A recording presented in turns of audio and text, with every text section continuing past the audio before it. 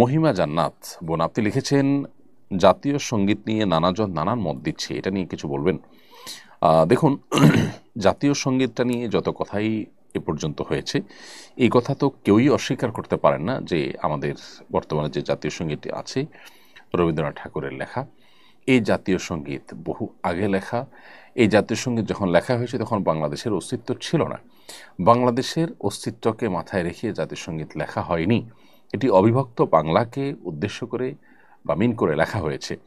অতএব এই জাতীয় সঙ্গীত বাংলাদেশের জাতীয় সঙ্গীত আসলে কিভাবে হয়?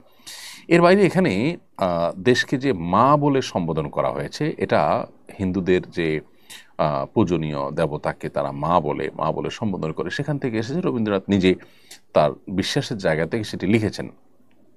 আর সংখ্যাগরিষ্ঠ মুসলমানদের দেশে আসলে এই ধরনের কোনো গীত, এ ধরনের কোনো গান, সেটা জাতীয় সঙ্গীত হওয়া একেবারেই অনুচিত কাজ। সন্দেহাতীতভাবে আমি মনে করি যে এটা পরিবর্তন হওয়া উচিত।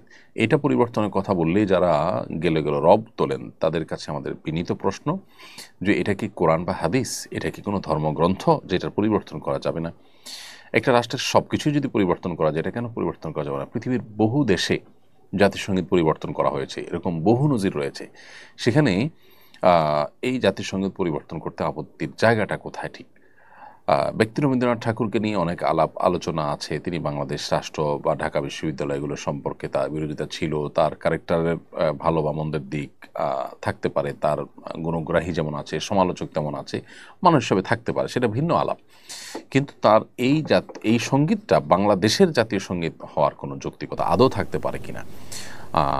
বাংলাদেশ রাষ্ট্র গঠন হওয়ার পর এই দেশকে ঘিরে বহু দেশাত্মবোধক গান লেখা হয়েছে, বহু গীত লেখা হয়েছে। সেগুলোর মধ্যে কোনো একটাকে জাতীয় সঙ্গীত হিসাবে নির্ধারণ করা বা নতুন করে লেখা, সেটা কোনো অসম্ভব বা কঠিন কোনো বিষয় নয়। বিধায় এই বিষয়টা আমি মনে করি যে ইতিবাচকভাবে দেখা দরকার।